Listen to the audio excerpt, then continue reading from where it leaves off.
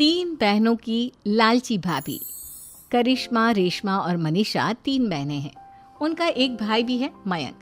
मयंक अपनी बहनों को बहुत प्यार करता है, लेकिन मयंक की पत्नी सविता इस मामले में मयंक से बिल्कुल ही अलग है। वो अपनी ननदों का जितना बुरा कर सकती है उतना बुरा करती ही रहती है और अपनी ननदों पर हुक्म भी चलाती है। करिश्मा, करिश्मा, तुमने अभी तक नाश्ता नहीं बनाया? तुम्हारे भैया को ऑफिस जाने में देर हो रही है। हाँ भाभी, बस अभी बनाती हूँ। करिश्मा, तुम ये ढीलापन छोड़ दो। कल को पराए घर जाना है। वहाँ अगर तुम इस तरह से काम करोगी तो लोग क्या कहेंगे कि माँ ने और भाभी ने कुछ सिखाया नहीं। और तुम्हारी दोनों बहनें कहाँ हैं? अब रेशमा मार्केट गई है और मनीषा सो रही है। क्या? सुबह के 8 बज रहे हैं और ये महारानी अभी भी सो रही है? ये कहते हुए सविता अपनी सास दुर्गा देवी के पास जाती है। माँ जी, देख रही हो अपनी बेटियों के तौर तरीके? क्या हुआ बहू, सुबह सुबह क्या कर दिया मेरी बेटियों ने? अरे एक तो अभी अभी उठकर किचन में गई है, दूसरी सुबह सुबह बाहर चली गई और तीसरी अभी तक सो रही है। क्या करूं मैं इन तीनों का, मैं तो परेशान हो गई हूँ।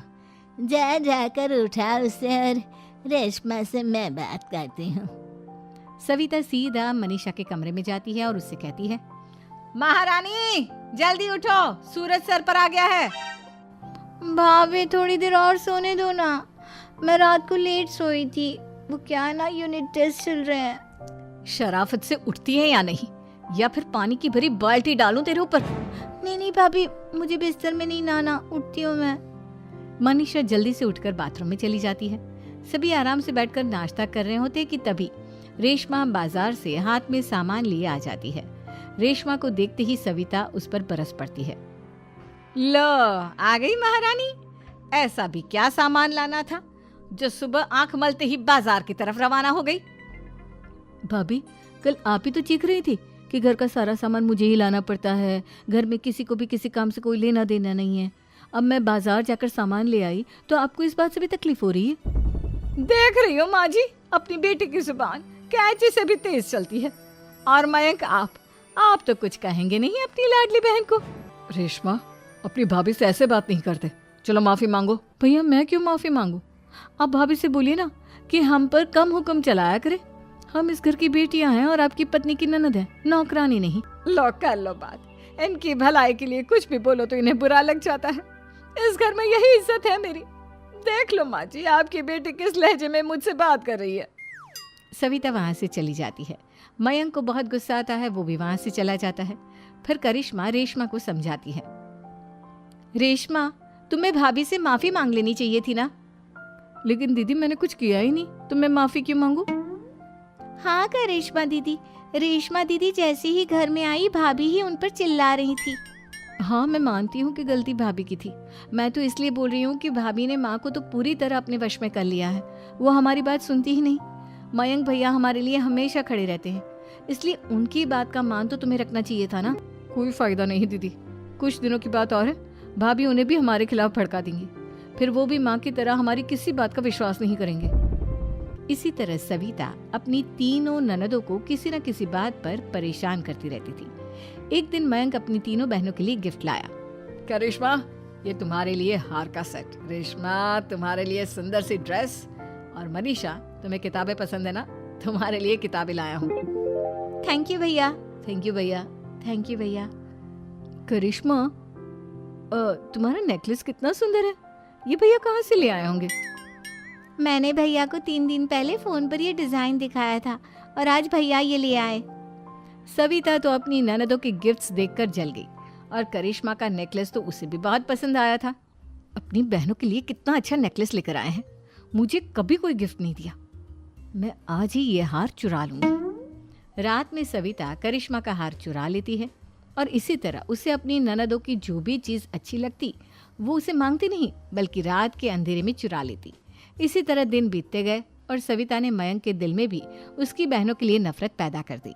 एक दिन मयंक ने करिश्मा और रेशमा के लिए रिश्ता देखा और ये बात उसने घर में सबको बताई। माँ, करिश्मा और रेशमा के लिए बहुत अच्छा रिश्ता आया है। वो लोग कल इन्हें देखने आ रहे हैं।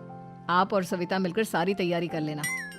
ये सुनकर करिश्मा और रेशमा खुश हो जाती हैं, लेकिन सविता सोचती है, अगर इन दोनों बहनों की शादी हो गई तो घर और बाहर का काम कौन करेगा? मनीषा तो एक नंबर की कामचोर है, उससे तो किसी बात की उम्मीद लगाना ही बेकार है। मुझे इस शादी को रोकना होगा। अगले दिन सभी लड़के वालों के स्वागत की तैयारी करने में लगे होते हैं।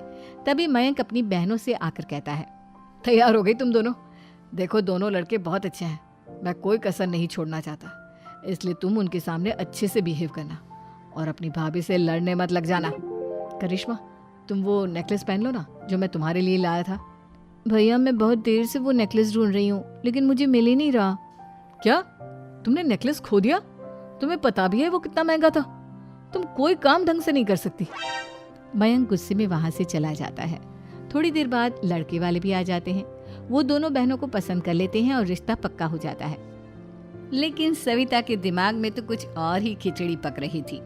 वो पंडित जी के पास करिश्मा की कुंडली लेकर जाती है और उन्हें पैसे देकर करिश्मा की कुंडली बदलवा देती है।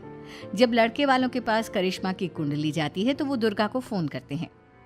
बहन जी, हमने करिश्मा की कुंडली अपने पंडित जी को दिखाई थी। आपकी बेटी की कुंडली नहीं बल्कि दोषों का पिटारा है। देखिए, मैं और मेरे पति इन सब बातों में बहुत विश्वास करते हैं, इसलिए हम आपकी बेटी से अपने बेटे की शादी नहीं करा सकते। इस तरह करिश्मा का रिश्ता टूट जाता है और सभी घर वालों को बहुत दुख होता है। अब कविता सोचती है, चलो करिश्मा का तो रिश्ता टूट गया, अब रेशमा का भी रिश्ता तोड़ना है। क्या करूं? अब सविता आवाज बदलकर किसी अननोन नंबर से रेशमा के होने वाले ससुराल में फोन करती है। हेलो, मैं कौन हूँ कौन नहीं ये आपके लिए जानना ज़रूरी नहीं। बस इतना सुन लो कि रेशमा का 2 साल से किसी के साथ अफेयर चल रहा है। बस रेशमा का रिश्ता तोड़वाने के लिए सविता का इतना कहना काफी था। अब रेशमा का भी रिश्ता टूट गया। मयंक और दुर्गा देवी ने रेशमा को खूब खरी खोटी सुनाई और उससे बार बार उस लड़के के बारे में पूछने लगी। आप दोनों मुझे क्यों परेशान कर रहे हो? अरे कोई लड़का होगा मेरी लाइफ में तो मैं बताऊंगी ना, जब कोई है ही नहीं तो कहाँ से लाऊं मैं कोई लड़का? तो तेरे होने वाले ससुराल वालों को फोन किसने किया था?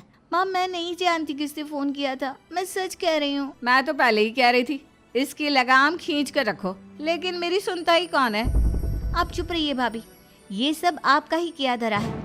अब तीनों बहनों को विश्वास हो जाता है कि ये सब उनकी भाभी ही कर रही है। तीनों बहनें अपनी भाभी को सबक सिखाने के लिए एक वकील कर लेती है और घर में हिस्सा मांगना। देखो भैया, माँ बाप की जायदाद में जितना बेटों का हक होता है उतना ही बेटियों का, इसलिए इस घर के 4 हिस्से होंगे और हमें अपना हिस्सा चाहिए।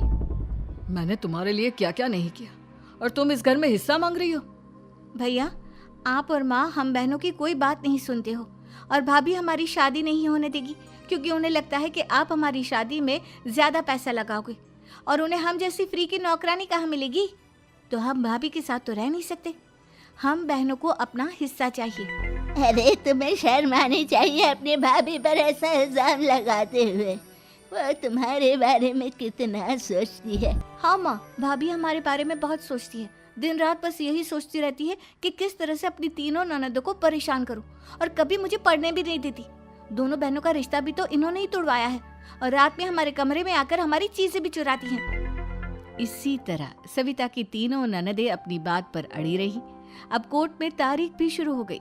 जब सविता को लगा कि उसकी तीनों ननद इतनी आसानी से नहीं मानने वाली, तो उसने अपने पति और सास को सारी सच्चाई बता दी और अपनी तीनों ननद से माफी मांगी। मयंक और दुर्गा को भी अपनी गलती का एहसास हो गया। अब सविता खुद करिश्मा और रेशमा के लिए अच्छा रिश्ता ढूंढती है और उनकी शादी करवाती है।